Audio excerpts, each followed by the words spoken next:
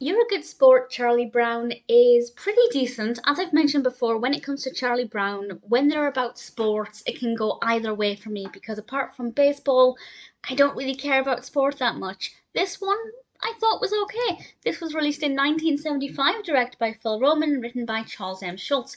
And various characters, including Snoopy and Charlie Brown and Peppermint Patty, are taking part in a motocross competition.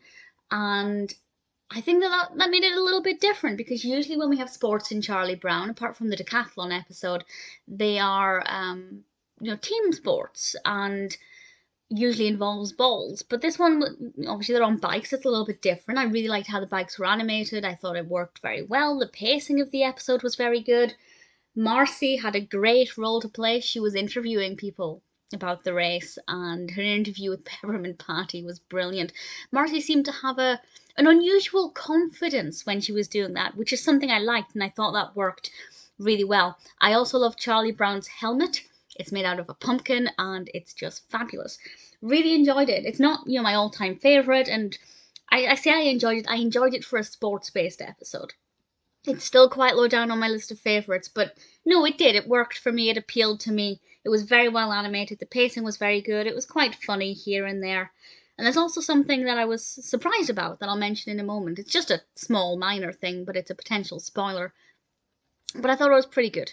When I saw the title, You're a Good Sport, Charlie Brown, I thought, okay, this is going to be sports based. I might not love it. I needn't have worried. It was pretty decent.